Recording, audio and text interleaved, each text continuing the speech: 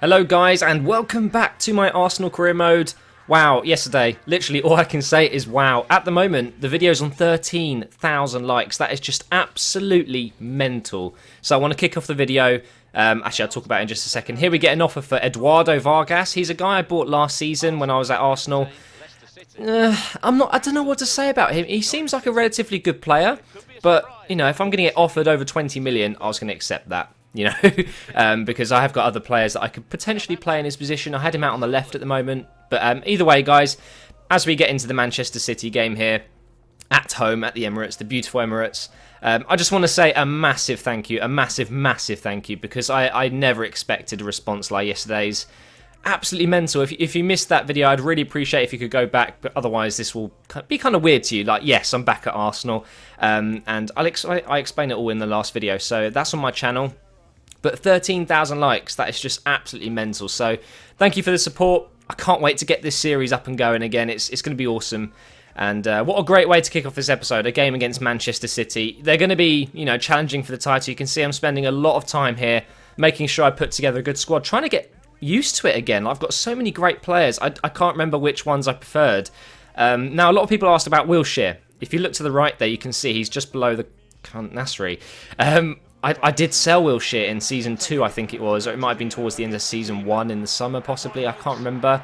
And the reason for that was I was low on cash at the time, and I got a crazy amount of money from Manchester City. I think it was 44 million in the end, which is a lot of money, which enabled me to buy some very, very nice players. And you can see it's definitely benefited the squad, because although I love Wilshere in real life, you know, he's good in FIFA, but there are better players, you know, for cheaper, and that's how I saw it at the time.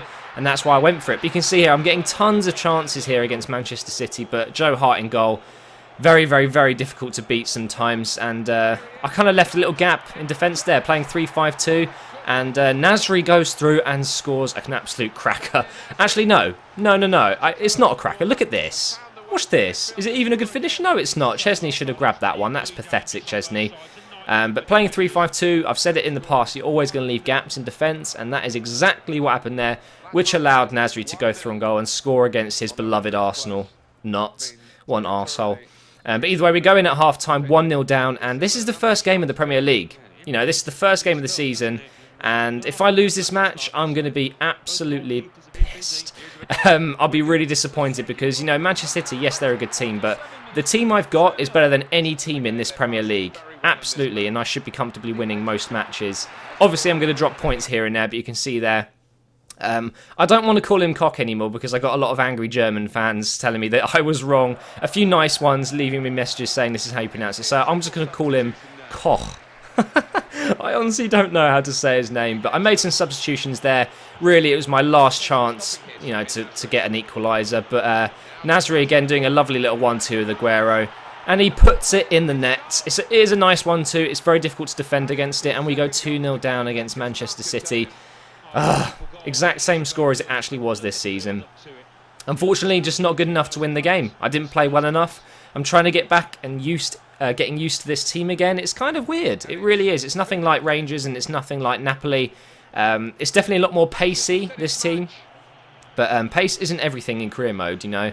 And we lose 2-0. Simple as that. We drop points in our first game. Not a good start. Not a good start at all. The board are going to be pissed off with me, that's for sure. But either way, we're going to start going into doing some deals now. We're going to look for some extra players. We've got Park back from injury, and Vargas has gone. 25 million. You know, I think that's a good deal. I think I bought him for 13 million, so I've almost doubled my money. I've almost made, you know, 50% profit on him. Sorry, 100% profit. What am I talking about? We get a few offers here for some players that I've already got transfer listed. We've got Marouane Chamakh. Obviously, I want to get rid of him. He's 30 years old. They did only offer 2.4. I want to get 3 million out of him. I reckon that's about right. He's still got a few years left in him for a lower league club. Park, he's 29, a little bit younger, so I thought I might be able to push QPR for a little bit more money because obviously they've got money in this game. They offered 2.2. I was going to do a 3.5, but I thought, no, I'm going to add only 1 million, and let's see if they take that. And then we get an offer for Bentner. You know, these are all players that are just going to sit on the bench. They're not going to do much for me. Not even on the bench. They'll be in the reserve. So it seemed pointless to go ahead and keep them on the you know, the contract sheet. I might as well get rid of them while I can. and make a bit of money, free up some wages, and then make some offers. So you can see this is my shortlist at the moment. I've got some absolutely incredible players. We've got Marco Reus there, or Royce. We've got Pasquato. He looks very good. Look at those ball control and dribbling stats. Holy crap. We've got Oliveira as well here from Portugal. Currently at Benfica, he looks like a very good player. Pacey, strong. I think he's 6'1". I think I scroll over to it in a second here. Good stats though. Yeah, he's 6'1". He's 23, so probably a good potential there. For 9.5 million, looked like a pretty good deal. Now at this point, I was like, right, Royce. I could have like a top 3 German. You know, Koch, Royce, and Podolski. But then I have this guy, Gabbiadini. Now this guy's stats is mental. He's 22. He's 81 over already. Did you see those stats? You might want to go and pause it on that. He's got high attacking and low defensive work rates, which is absolutely fantastic. And he's only 13 million, so we've got enough for him thanks to the sale of Vargas. And money left over to possibly buy some more players. So I thought I'm going to offer Gabbiadini a place at the squad. You know, he's going to be that kind of player who I can keep on the bench. And if I ever need a striker or a winger, he can come straight on, even as a cam. But this guy, oh my God, he's so strong and he's pacey. Really looking forward to getting him in the team if he accepts the offer. I was looking down the list of players that I could offer, and we've still got Kerzhakov, you know, one of my all-time worst signings. He was okay at the start, but he started decreasing literally 6 months into the season, which was a bit of a fail. It didn't work out like FIFA 12. You know, that's where I went wrong.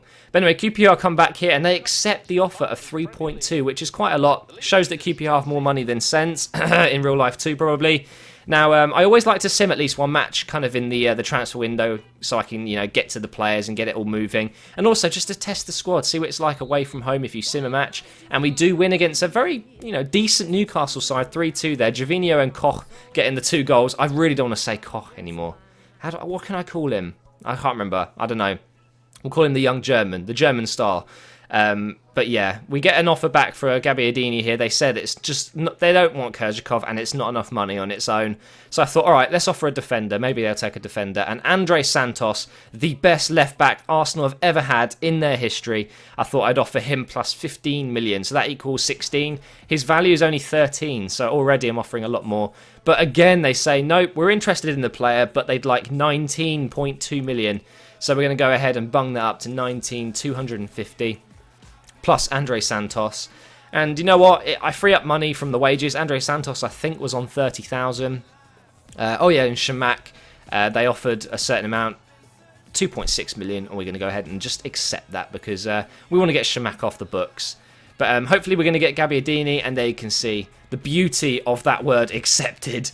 Oh man, I love it when it pops up and you know you've done something good there. We're going to offer him 4 years, 50,000 per week. In terms of the squad role, I was kind of like, let's try a do not specify because I've been robbed recently in different career modes. You know, I'll give someone important and I'll play them pretty much every game and they still go, oh, you promised me a bigger role at this club. I'm not happy. It's bollocks. So I thought, you know what, I'm not even gonna set it to anything. We get an offer from Sunderland here for Miquel. He's definitely part of my future plans. You know, if I'm playing a low league team, I might as well bung him on the pitch, rest my other defenders. Didn't seem really worth it to sell him for just over 2 million. But finally, we get the good news. We've signed Gabbiadini. Now, this guy is an absolute monster, guys. You are going to love the goals I score with him. Absolutely amazing. We get an offer here for Damian Martinez. I don't know what was going on in my head here, but I actually rejected that offer as if I'm ever going to use Martinez. But either way, maybe we'll get another offer from another club for him some other time. And then Middlesbrough come over to me asking for Craig Eastmond. And I thought, yep, we'll go ahead and they've offered what he's worth. Well, just under what he's worth. I might as well just get rid of him. I'm not going to be using him. We've got so many young players on the bench and in the reserves. It seemed silly to keep some of them. But there you can see we sold some players. We got an offer to manage Denmark. I've had a couple of good offers. I even had England at one point, but I'm just not interested in taking up an international management offer. It kind of ruins the club career mode, if you know what I mean. I might do a separate series to do a national team at some point. But either way, a huge game now. Straight from Man City and Newcastle to, guess who? Manchester United. You know, they are going to be well, I don't know, in FIFA they don't tend to be as good as they are in real life. But this game is absolutely huge. Gabbiadini's making his debut. Will he play well? Will he fit into the squad how we want him to fit in? Well, you guys are going to have to wait until the next episode. I'm awful with these cliffhangers, but it's a huge game and you can look forward to seeing that up next. Maybe I'll upload it if we can hit 3,000 likes. That would be insane, guys. A double upload for 3,000 likes. Can we do that? I'll see you in the next episode, guys.